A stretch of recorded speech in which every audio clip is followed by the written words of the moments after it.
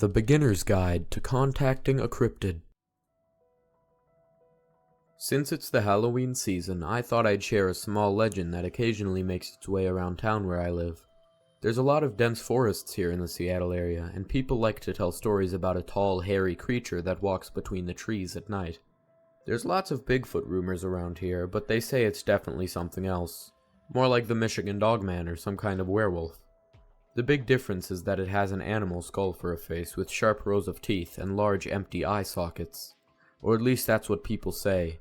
See, the thing is that the legend says it doesn't like to be watched, and it recognizes and avoids all kinds of cameras. Convenient, I know. This, combined with other details that I'll mention later, leads me to believe that this cryptid could have just been a regular guy at some point. Anyway, the story goes that it lives deep in the forests near Seattle and Bellevue, watching hikers from a distance and feeding off deer and wild berries. These food sources can be inconsistent though, which leads to the main risk that I'll get to after the instructions. Most reported sightings are around Coal Creek, so that's probably where you'd want to go if you're looking for it. That's also where it gets its most common name, the Coal Creek Demon. Some say that it's a vengeful spirit from the long-lost mining settlement that used to be there, but that sounds a bit too melodramatic for me. I'd say it's probably the result of some freak accident, but I'm not a scientist or anything, so who knows. There's no real reward for encountering this so-called demon that I've heard of, but if you want to seek it out anyway, here's what you need to do. Results are far from guaranteed, it can only be in one place at once, and it doesn't live to serve your interests. If nothing else, it's a fun excuse to go camping with some friends. To conduct this ritual, you're gonna need a few things. A gift, camping equipment, flashlights, blindfolds, and a remote-activated light source. Now, some of these are only necessary for certain approaches, so you can read ahead and decide what exactly you need to bring. First things first, you're going to want to prepare a gift. This could be a metal token or some kind of trinket, but it's usually recommended to bring a nice meal consisting of red meat and berries. This is a very important step because without a gift, it most likely won't show up. And if it does show up, you need to leave. Immediately. Set up camp deep in the woods. If you can still see lights from other structures, you aren't far enough.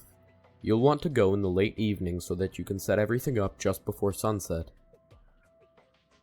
Once you've set up camp, put away all recording devices and limit your light sources to your flashlights. You can also start a fire as long as it doesn't burn too bright. The idea here is to create a welcoming environment while also maintaining a protected area. Next, you're going to want to set up your remote-activated light source a few feet away from the edge of your camp, and place your gift next to it. Keep the light switched on for now. Sit back and relax. Once the sky is pitch black, you just need to wait for a sign.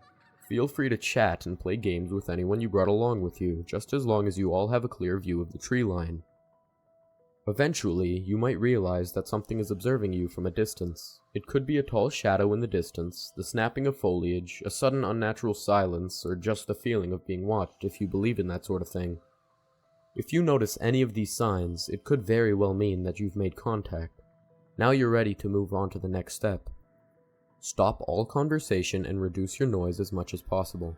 Switch off the light next to your gift and make sure your flashlights are pointed away from it. This is where you're going to want to pay close attention, as any mistake past this point will cause the demon to panic, which can have very dangerous consequences. The demon should now approach your gift slowly. Stay calm and avoid any noises or sudden movements. Do not shine a light on it or take out any recording devices.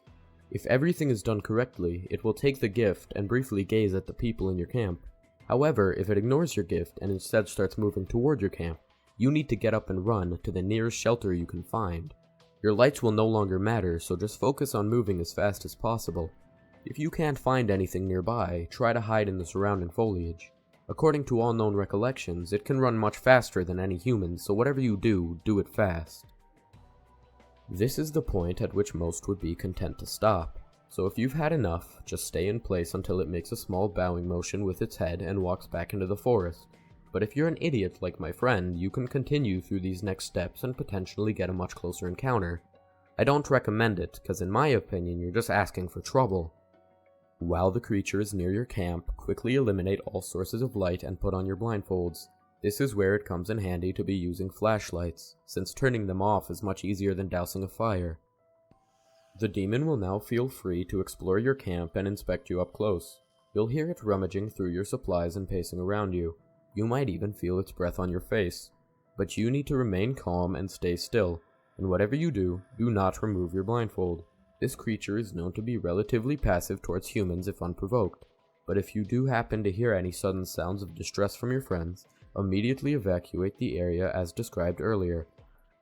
Finally, wait until it loses interest and walks away. Once you can no longer hear its footsteps, you're free to take off your blindfold and turn your lights back on.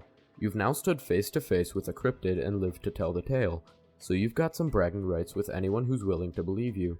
Like I said, there's no big reward, so it's mostly just about having the experience. Now let's talk about the risks here. As you may have assumed by now, stories say that it has an occasional tendency to eat people, so there's that.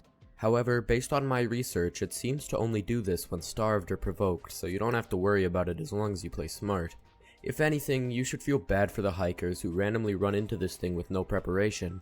I'd recommend going out during the summer or early fall, since that's when the blackberries are in season and the wildlife is most active. That's just my theory, but most of the darker stories I've heard take place during the winter, so I'd say it holds some water. Now, like I said earlier, there's a chance that you could startle the demon and cause it to panic. I believe this is usually caused by it suddenly being caught in clear view by a person, so that's why you don't want to shine a light on it or try to record it. If it panics, then it will either run off in a hurry or attack the person watching it, mostly depending on how far away it is. That's why it's a stupid idea to let it walk around your camp, because one mistake could be enough to put you on a missing persons poster. Because of the positive reception to this post, I decided to do some more research on this thing. I found a lot of neat stuff, but there's too many stories to go over them all, so I'll just cover the big ones. So back in 2004, this kid named Brian Matthews found himself in a bad situation, and I'm not just talking about him having 2 first names. At the age of 9, he's out on a hike with his parents, when suddenly they turn around and he's just gone. I don't know what they were doing having him at the back of the line, but that's not the point here. Obviously, they immediately panic and run around yelling to him, and when that didn't work, they went to police. Within a few hours, park rangers were sweeping the area, and after 2 days with no results, they brought in the National Guard. While they're out searching on day 3, the kid turns up, but not with the cops. Instead, a group of backpackers find him sitting on a tree stump 20 miles north of where he went missing. When they brought him in, he was healthy and well fed. When asked where he'd been, he just said that he was playing with a friendly bear he'd met. When shown an artist's sketch of the Coal Creek demon, Brian immediately identified it as the creature he was talking about. Articles quote him as saying, "Did you meet him too?" when he first saw the sketch.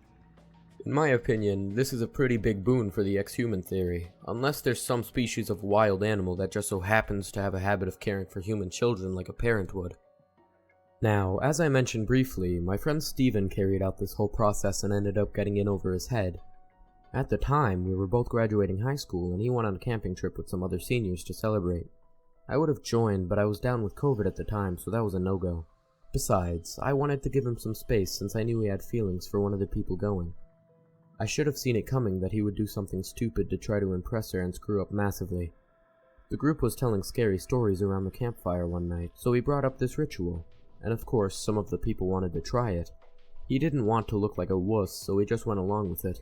Once they started to get things rolling, most of the group checked out and walked down to the beach instead, including his crush. It was way too late for him to back out by then, so he just won the award for world's biggest backfire.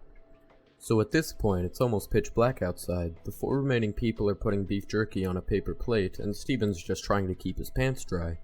They sit out with the plate for a while, and just as they're about to call it quits, the thing actually shows up. Everyone there is totally paralyzed, but they still move on to dousing the fire and wrapping bandanas over their eyes. I can only assume their brains were just running on autopilot by that point.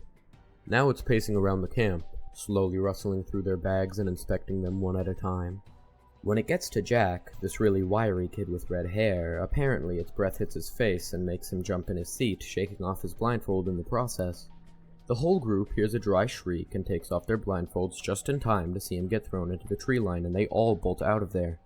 Steven went and ducked behind a big log, spending about 20 minutes huddling in a ball and freaking out.